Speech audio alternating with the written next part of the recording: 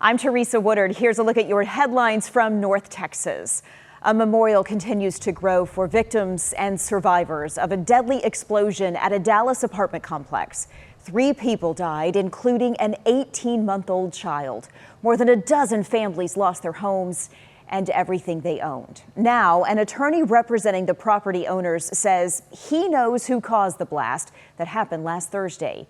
Here's Richard Solomon now with the new claims and the questions that remain. We remember Sylvia and we remember the other 2 who've passed away. Days later, there are still so many questions. Questions about what caused the explosion. Questions about whether it could have been prevented. And those questions from loved ones. Many of us are in shock. Many of us are distraught. And families now trying to live with an unimaginable loss. But it's very hard.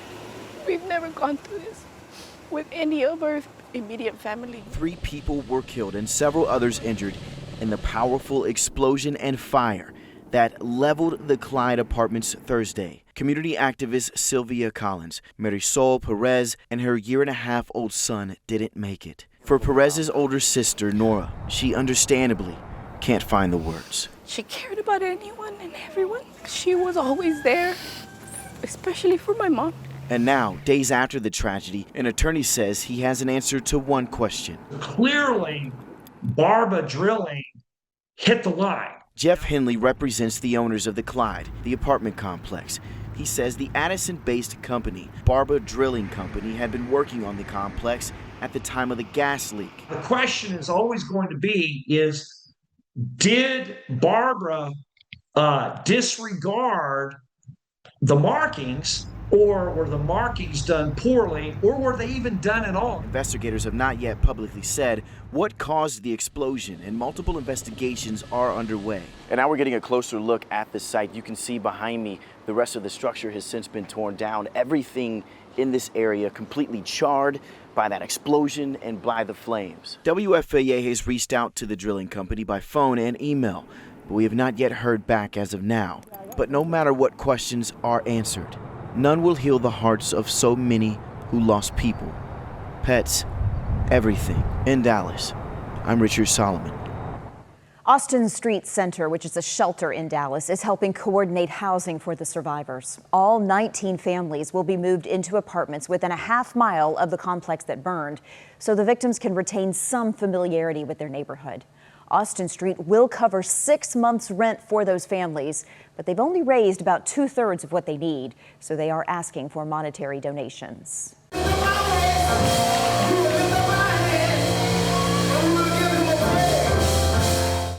The oldest black church in Fort Worth held its final service in its current building Sunday morning. Mount Gilead Baptist Church has been around for 150 years, and church members spoke with Scoop Jefferson about what that facility has meant to them. I've been a member at Mount Gilead Missionary Baptist Church since 1994. Virginia Collins and her daughter Savannah are longtime members of the oldest black church in Fort Worth. I just came there to visit with my dad, and because I told him I just didn't remember going to church with him. I always enjoyed when we had new visitors. I was able to show them my church. After more than 150 years, Mount Gilead Baptist Church pastor Lorenzo Jones just announced its final service.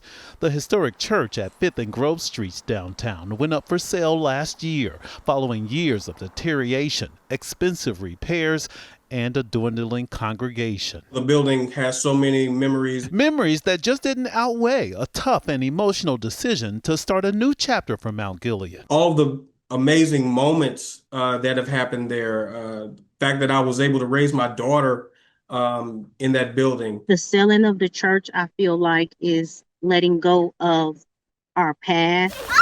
That past includes events like this church Easter egg hunt, their first baking contest, graduation recognitions, and the youth dance ministry, all built on church history. Provided people with skills to get a job. It provided people with an area of safety for socialism. Another reason Pastor Jones says everyone is invited to the May 31st final service. We would appreciate if everyone could come and join us. Pastor Jones told me between now and the final sale, they're looking for a new place to worship.